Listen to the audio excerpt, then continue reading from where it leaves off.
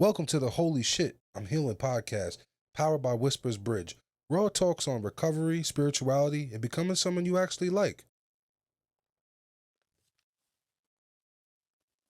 Series 3, Men Rising, Finding Their Way Through Sobriety. Episode 1, From Service to Surrender, a veteran's first year sober. Hey guys, I'm Casina. Hi, I'm Tazia. Hi, I'm Trisha. And welcome back. Wait, are we not doing that anymore? It's like a Halloweenish vibe. I like X-Files. Yes, thank you. I couldn't think. Mulder. Okay. Mulder. And Well. Scully. Sorry. I feel like we just set the tone. I'm like, Okay, go. All right, so Men Rising, Finding Their Way Through Sobriety is our third series.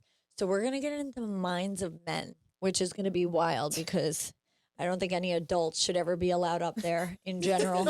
But we're going to dive in with them. So we want to introduce our first male speaker, our veteran and sober man in his first year, Mike. welcome. Thanks for having me. Right? Thanks We're for so being here. glad you're here. It's Yes. going to be so fun.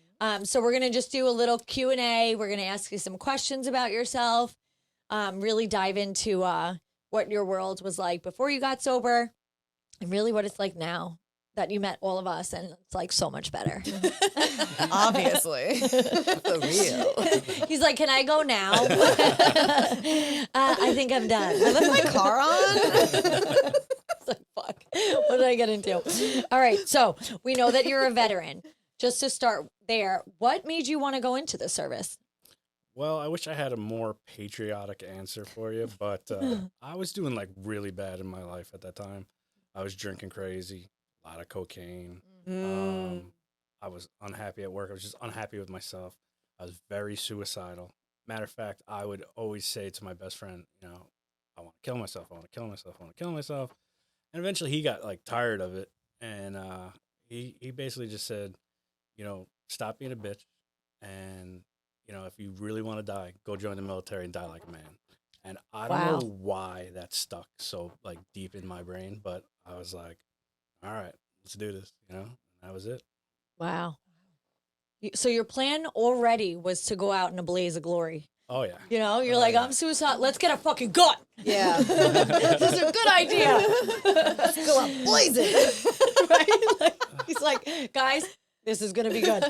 All right. So now your drinking was bad before. Obviously, you went into the military. Did you find that it got worse when you were in? I don't think it got worse. It was definitely different because we worked long hours and, you know, I had to make rules to my drinking to be able to function as a Marine. And, you know, I made 3 rules that were pretty simple. No hard liquor, because the hard liquor would get me into fights. Same. And the whole reason for these rules is to not end up in the brig, right? Like, What's the brig? it's the jail for prison, Oh, for military. Okay. Yeah. And so no hard liquor, obviously. And then number 2, which I really feel like the military did a great job on this, was drinking and driving. I would not drink and drive. And I know the military, they worked hard. They did seminars. They packed us in the auditoriums. They had people tell their stories of it. And so that always stuck in my head. And Good. so I would not drink and drive. But I would go to the store before I went home, and I would get as much as I needed for the night, right? And so that kept me out of trouble. And I could, my third rule, I could drink anything I wanted, but I had to be in bed by 9 o'clock. And that would allow me to function the next day. And it would stop me from drinking. Wow. All right. So little things put in place to kind of keep you at bay. Yeah. Like a little bit. Yeah. So how many times did you have to go to military jail? I didn't go, thank God. Oh, you Good went the one. whole time without? Oh, yeah. Those I- 3 rules came in Yo. handy, you know? Yeah. Wow. Yeah. All right. So that's pretty impressive. So where do you think in your whole like grand scheme of your world, when did your drinking really start to get bad, which led you into recovery? Was it after the service? I mean, it was from the start Birth to now. till I went in. Yeah. No, it was bad. Yeah. It was. Okay. What, if you had to think back, what was one of your funniest stories drinking? Whether if it was during the military, before, after, Like, give how us a did I- little recap for like what it already was giggling. like for Mike to drink How did before I- it was how did I know like, you were gonna ask this one? yeah, before it was love like really depressing where you wanted to kill yourself. Like, what was the Yeah. before? What Okay, did that so look I'll like? be honest, I don't really remember much of my story. Whether I black them out or I'm just too drunk to remember, I don't know. Yeah. But my brothers always retold this story, so I'll tell you this one, and it's super embarrassing. but- I love that. All right. So at the time, me and my brothers had an apartment together, and they met some people, and there was a party going on in the neighborhood. And we went over to this house, and I went with them. And back in my earlier drinking days, I would do a lot of card tricks and stuff. And so I always had to be the life of the party. And so here I am doing card tricks and everything. And at some moment of the night, I realized I had to take a shit. So I scout out the bathroom upstairs. I'm like, all right, no one will go up there, So I go up there, do my business, and there's a knock at the door. I'm like, my are you God. kidding me? Oh right? my God. Another knock at the door. And I hear people like starting to form a line out there, and it stinks in there, right? Oh no. So I flush and I clog the toilet bowl. No. And I'm sitting here like, you gotta be kidding me. Yeah. I'm looking yeah. for a plunger. There's no plunger, nothing, right? So No. I wash up. No. I wash up, and I'm like, how am I getting out of this? There's literally a line outside this door, and I'm not walking out this door. No. So I opened the second story window, and I jumped out of it. Right? And you think that was the end of the story, and that's probably when I should have walked my butt back home, but Yeah. Oh my. I go through the front door, hop on the line to the bathroom, and I start yelling, yo, hurry this guy up in there. Right? So that was that. And then at some point I start walking around this house. Okay. Okay. So I start walking around this house, and I see a jacket that I like, so I threw that on, right? And I'm like, oh, it's going to be a cold walk home. I need a I jacket. need a jacket. Yeah. I see a DVD. I grab that, stick it in the pocket, and I grabbed something else. I'll explain later. Right. So we eventually get home that night, and my brother's like, "Where'd you get that jacket from?" Oh no! Hold on. Let me backtrack. I walk through the hallway, and the kid who owns the house, whatever, he goes, "Oh my God, nice jacket." He's like, "My dad has so similar." And I was like, "Great minds, man." Anyway, we get home, and and my brother's like, "Where'd you get that jacket?" And I was like, "Oh, from the house," like it was normal, Yeah. He's like, "You stole their jacket?" I was like, "That's not the only thing." I was like, "You guys love this movie, there's Airheads with Adam Sandler." And as I'm pulling out the DVD, about 100 cotton swabs fall out. We didn't have any in the apartment, so I grabbed some. These are the things I did when I was drunk. I just. Yeah. Yo, I loved being a klepto when I drank. I fucking stole everything too. And we were very similar because it would be like household appliances I ran out of. I'd be at the nail salon. I'm like, toilet paper. Like, totally relate. I totally get it. All right. So now fast forward, right? The funny stuff goes away. We're in the military. We're at an all-time low. We get out of the military. At what point in your story did you really get to a place where you decided or came to believe that, like, yo, this is not working anymore? I can't keep living like this. I can't keep doing this. Do you have like a distinct moment that kind of changed everything for you, or? I do. I was going to work one day, and I get to work, and I realized I forgot my cell phone. And the reason why I forgot the cell phone, I realized that I left it, was my dad's birthday. And I was like, bummed out, that I couldn't call him, wish him happy birthday. And I got home that day, and my dad's car was in the driveway. He lived with me. He lived downstairs. And I didn't hear his TV on when I got there. And when my dad was up and he had the TV on, you could hear it throughout the whole house. He listened to it really loud. So I'm like, all right, he must be sleeping. So I just continued on with my normal life, and I was drinking and gaming and just doing my thing. And 9 o'clock came around. I went to go make some food. You remember the 9 o'clock rule? I got to get to bed. And I realized I don't hear the TV still. So I went downstairs. I'm going to wake him up. He's been sleeping forever. And I got down there, and he was dead next to the bed. His back was up against the closet on the floor. and I rushed in to go do CPR, and he was cold, you know? Oh, So, God. you know, I've always hated myself in life, but that moment was just a level of hate for myself that you can't imagine, you know? And I don't think I could have, I don't know when he died, and I don't know if I could have saved him, you know? But I was home for hours without, you know, checking on him, you know? So that for me was a big thing. And you were drunk during that day? Oh, yeah. Do you think that if you weren't drunk, it would have been different?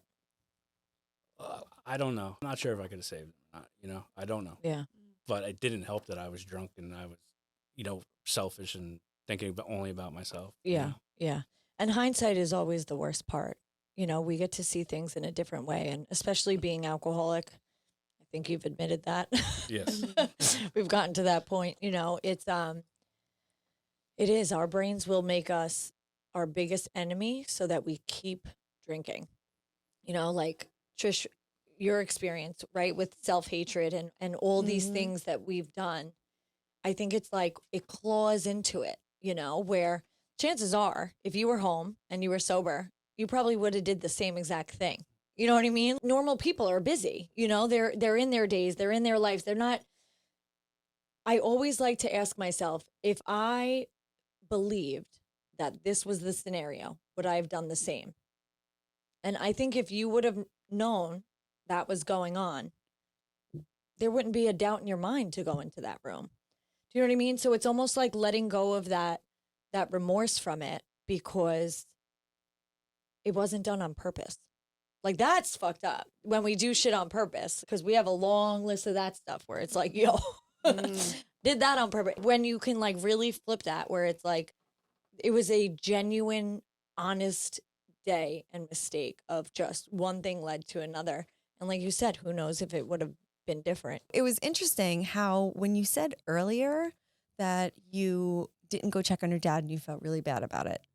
But I think it's a normal thing that, you know, you're just busy with life and you just do your own thing. But I think it's really interesting how you had that perspective, how you associated it with drinking, with what happened to your dad that made you feel guilty about it. It was just enough for you to have that click of like, oh my gosh, something is out of balance and this is it. I'm done. So it was kind of a good thing that you had that perspective during that time. Just one step on that. Mhm. I had to speak at my group like 3 months, and I was nervous the night before. I was like super nervous, and I said a little prayer, and I said to my dad, I was like, you know, be there with me tomorrow. You know, I need you. And the day before that, I was cleaning his apartment, and I found his 34-year coin. Oh, Mm. And gosh. when I went to go speak, a woman came up and said, "Here, I want you to have this." And it was a 34-year coin. And I was like, Oh. my dad's here. And Yep. I was like ready to go. Oh my God. Wow. Wow. Right? Oh, And that was your symbol. That was your, you know, Yes. if your drinking wasn't a problem, that day wouldn't have been, wow, he has the coin. You brought it. Oh my God, can we all see? Yeah. Oh my goodness. Oh. That's amazing. Wow. That's amazing. This was your dad's? Yep. Wow.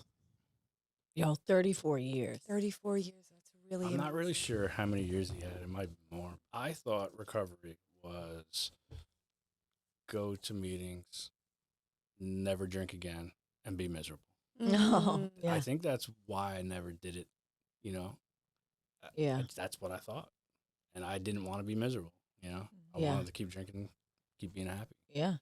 And you know what? If we drink and we're miserable, why would we just not drink and be miserable? We might as well just drink and be miserable, you know? There we go. But even like last week, we had Mackenzie on. She's like, I thought sober meant boring. You know, we all have these preconceived notions of what we think life in recovery is because of stuff you saw on TV, because of people you may have known who were sober or dry or right. Like we have all these old ideas, but yet in reality, it's whatever we choose to make it. You know, we all have been fortunate enough to find a group of people who are fucking hysterical. Like no one's bored when we hang out. Like, what's funny it's too? wild how it's just a whole different. I would have never thought that I could ever laugh sober. Mhm. No, that's interesting. The never boring, that kind of a thing. I promised, again, 7th grade, reference back to another podcast episode. No, I always promised myself I would never be boring or bored or anything. But I always did very weird crafts and activities and hobbies Yeah. to make it interesting, keep it interesting. It was Yeah, wild. and your brain was fascinating though, because you were able to, I think for an alcoholic, we need an outside thing to make us feel. You do things that then it's almost like reversed. Yeah. We want to feel a certain type of way and then go and do something, which is why we drank. You can do something that will make you feel a certain type of way and be content and happy with that. Oh yeah. You know what I mean? It I can goes see back to that whole that's why in recovery, it doesn't matter what you think. It doesn't matter what you feel. It matters what you do. Mhm. Sometimes we just have to push ourselves to do whatever it is, So I know you mentioned how did you start to get involved with people who were sober now? I think you mentioned something at your dad's wake at one point. Yes.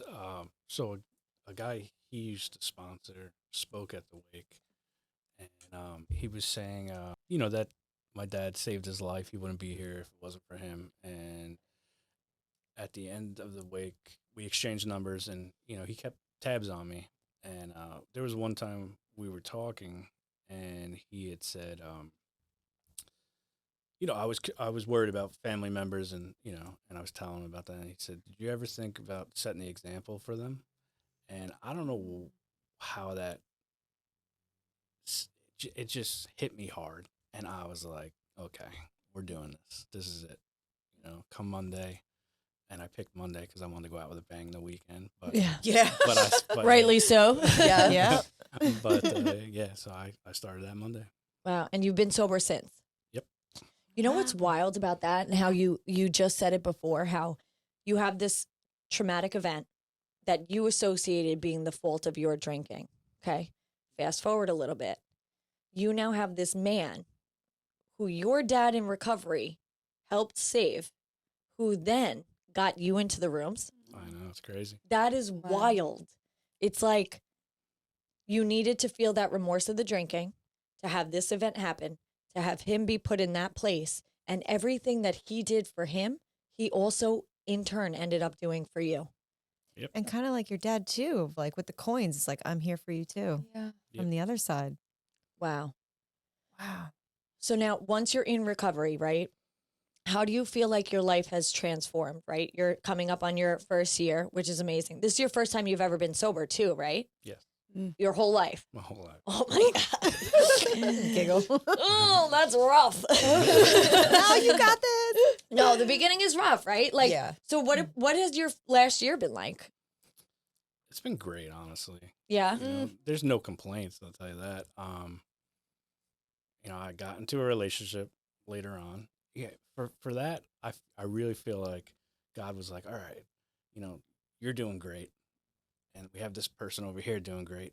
Let me stick you guys together and let's see exactly what you guys are capable of, and it's just been amazing. I mean, that's a huge thing for me to want to love again. I thought I would die alone in my house, and my dog and cat would eat me. Like that's, I mean, there's no way I thought I would be in a We went there. relationship. Like cannibalism, we're going there.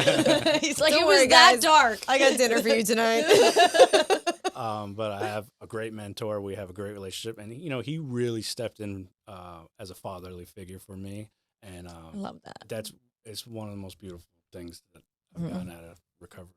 And I have a great support group, a lot of friends. Yeah. And Oh, yeah. but I mean, I know I can call any one of them, and they're there, in Yeah, a second. So that's an amazing feeling to have. You're not so alone. Yeah. My chess rating went up 400 points, which is pretty good. And Oh, what does that mean?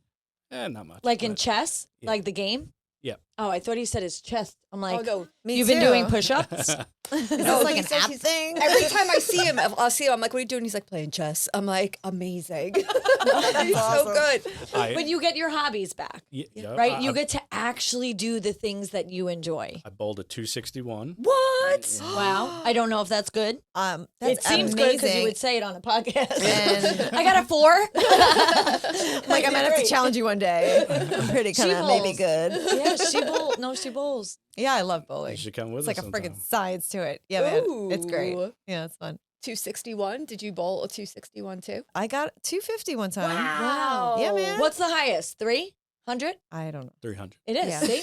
I knew it. Like, I don't know that much. I'm like, I And you don't pretend like I bowl. don't know. I got my own bowling shoes. I'm just kidding. Do you have your own bowling shoes? I do, because you don't have to pay for them anymore. And What does you're that on bowl mean? Smart. too, right? Wait, you spend what? $14, you make that up in 3 times bowling. you know? Oh, see, and Oh he my got gosh. he got financially stable in recovery. Yay! Getting a good deal. The gifts keep on coming, Mike. Oh my God, that's awesome. All right, so what do you find has been the hardest part about being sober? Do you think that it's been more of the emotion and you're used to running? Is it more just the board? Like, what is your hardest piece of being sober so far? Staying out of my head. Oh. My Good luck. Yeah, Yeah. good luck. Yeah. Yeah. Yeah. I'm like, well, what's so bad about that? I am oblivious. I'm so sorry. No, I think it. Okay, so now going in the world of your brain, what was your brain like in week 1, and what is it like going upstairs now? Week 1 was just all about fears. You know, you get the fear of the unknown, you know, and you're walking into a place that you don't know anyone and you don't know what's going on. And all you see is a bunch of happy people. And you're like, what are they happy about? I mean, they can't drink anymore. Like, what's going on, you know? So that was the mindset there. Mindset now is like, who can I help? And, you know, who can I be there for? Yeah, Wow, that's a big shift. Good job. huge. That's like a lot of work. That's just I can one just year. imagine. Yeah. Imagine me Yeah. 10 years from now. Oof. Yes, we can. One day at a time, baby. It's gonna One be day great. at a time.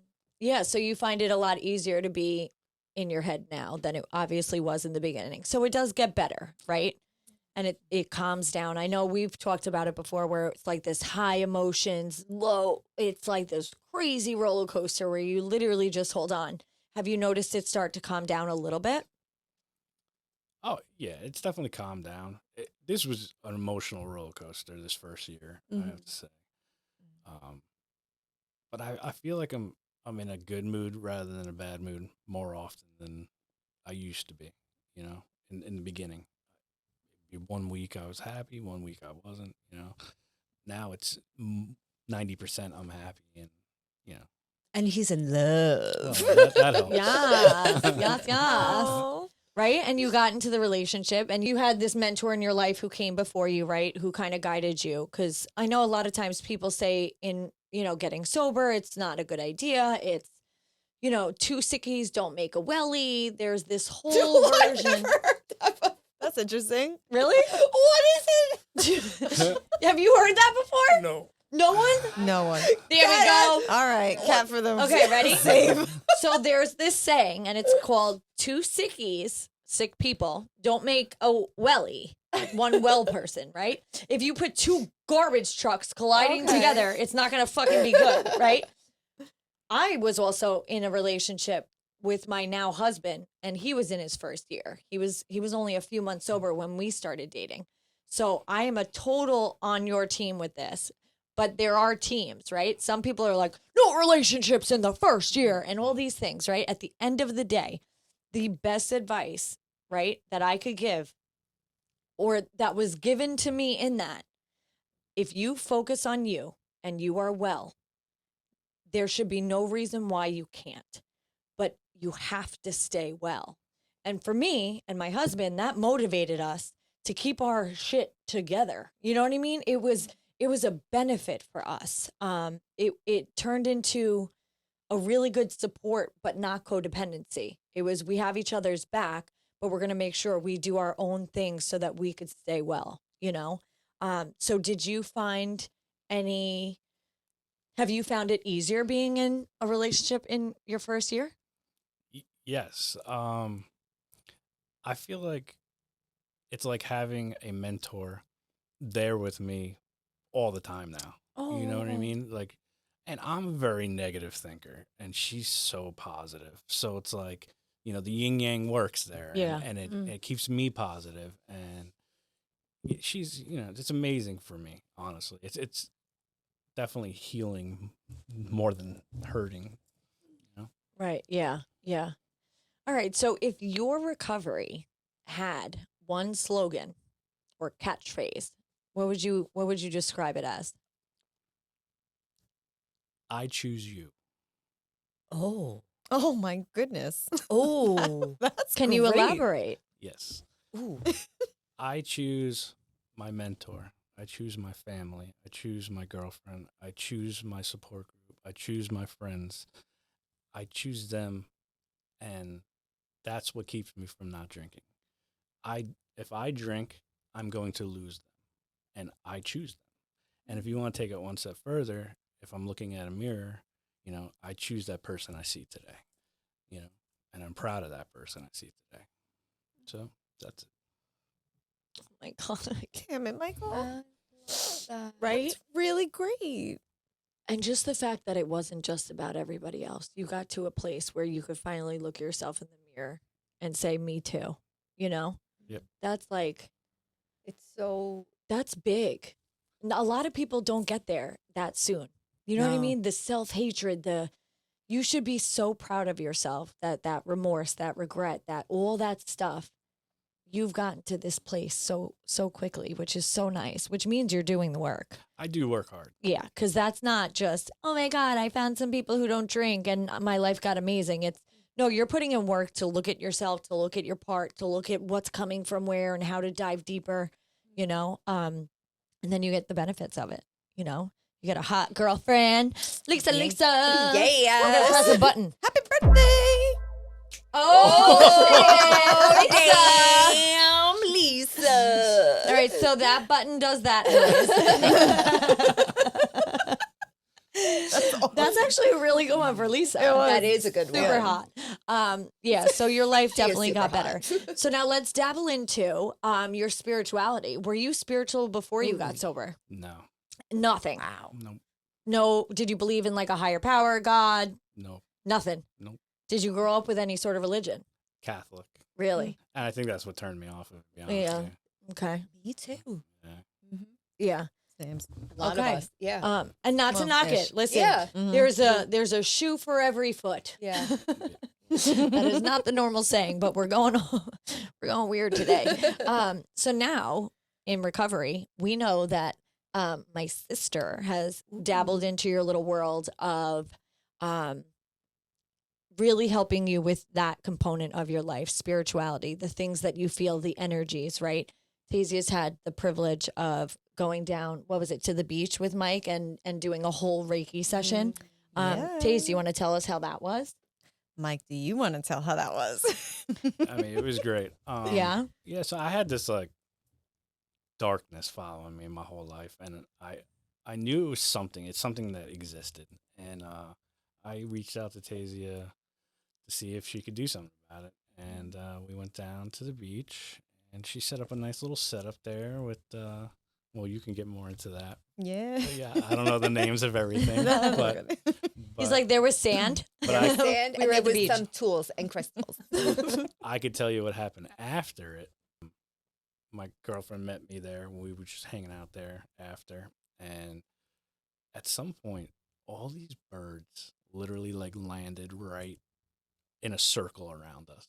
And if you look down the beach one way, you look down the beach the other way, there's not a single bird.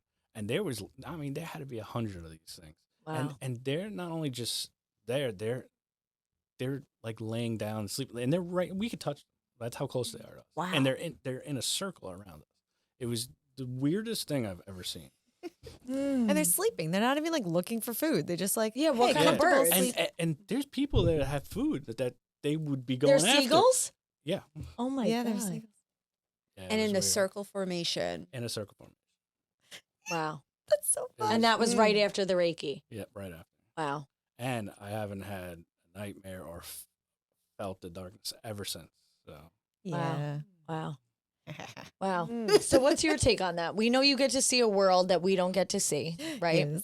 And I think that's the best part of mixing Whispers Bridge, right? Where we have this spiritual person who is so not afraid of the dark, gets to really see, alcoholics and drug addicts struggling with this darkness. And now you get to go in. Oh man. So what Get, like, was so it excited like? about it. Give it to me. Right? She's like, you weirdo. No, I love it. I love that you No, love it it's- and I that it love doesn't like you're meant to do this because know. seeing you do what you do on normal people versus people in recovery, Mhm. the weight that you lift off of us is unbelievable. So what was your take on what that experience was like doing the Reiki on Mike? How much detail do you want? Because Give us like a 5 on a 10 scale with like a little flair. all right. So yeah, I need a scale. Otherwise, Yeah, she's a numbers girl. Everyone's gonna just never listen to us again. These bitches are crazy. And then No. So the darkness that you said was around you. I definitely introduced myself to it. she kicked its ass. I did. In, all my techniques and ways. But when I got it into the space, I saw it. I asked it what it's doing. I communicated with it because I don't just be like, you're going away, mer. Like, yeah. no, like everything has a reason and everything has a purpose. So why are you specifically here? So I asked it and I was like, okay, well, I'm going to give you the option to go into the light because you're no longer welcome here. So if you don't do the love and light thing option, I'm going to get rid of you my way. So I was like, okay. And it was like starting to fight me. And I'm like, oh, you're so cute. No. So I just did my technique and detached it and did my little extra cleansing on the aura of Michael. And I put it in this thing and I gave it itself because it needs love and Reiki and light. And so I gave it as much as I could and I closed up my thing and I sent it into the water. Wow. Yeah. And all the fish died. Oh my God, imagine. Oh, man. No, I'm just I would kidding. never send it into the water if it did. Yeah, no, that's wild though. Wow. Yeah. And a little flair to the story. Yeah, no, they squeal like pigs. Really? Yeah, they don't want to detach. That's their home, Yeah. but they're no longer welcome. So like, I'm sorry, but you got to go. So, Wow. yeah. And you still feel so much lighter Oh, from, yeah. from everything. 100%. Now, did you believe in any of this before? I even said setting everything up. I'm like, so don't judge me. This is weird. This is like, I'm just going to light all these things and set these crystals and symbols around everywhere. Don't mind me. Yeah. I love that you were so open-minded. Yeah. Even It helped. to Well, do this. I believed in the dark presence because I was having horrible nightmares. I mean, you could feel the presence come in the room. Even the dog notices it, Mm-hmm. Yep. And Wow. it's eerie. Like, and that's every night, every time you close your eyes For years? rest. Like, always? yeah. Wow. And there's been crazy things that happen, and I always thought it was that thing causing it. Yeah. It probably was. Like a guy jumping off a cruise ship. That's what I wanted I'm to talk to you sorry. about Yeah. because you see things like before they happen. Do you want to talk about that story on the cruise ship? Because you've had a lot of experiences where you're seeing things before they actually happen. I'm not going to get crazy into it, but I Yeah. will tell you that story on the Yeah. cruise ship. We were online for dinner. I think we were on the 5th deck or something like that. And this guy came running through the lobby and smashed into the glass doors. And at that moment, I knew, like, go. And I sprinted after this guy. And I think my dad and my nephew were running behind me. And this guy left, and I dove to try to save him. And I missed him by, like, 2-3 feet. He went over, and they turned around, tried to find him, but I don't think they were going to find them in the middle of the ocean, you know. Yeah. Especially at Probably not. I'm so sorry you had to witness that. Not even witness night. A lot of events like that. Yeah. A lot of stuff. Which probably just added to all of it. The drinking, the darkness, the what the fuck is the point of all this? Right? Yeah. Like But it's that's interesting. hard to watch. That's hard to see. I mean, interesting. I'm sorry if any of what comes out of my mouth sounds insensitive with the stuff. But Trisha, you just brought up a good point of how Mike sees things, has, this kind of ability, He does. right? Things like that attached to people with gifts, especially people in recovery. Yeah. It's a lot of noise. It's a lot of noise because you have gifts and they're like, oh, good. You want to get rid of them. You're going to use this to mask your gift.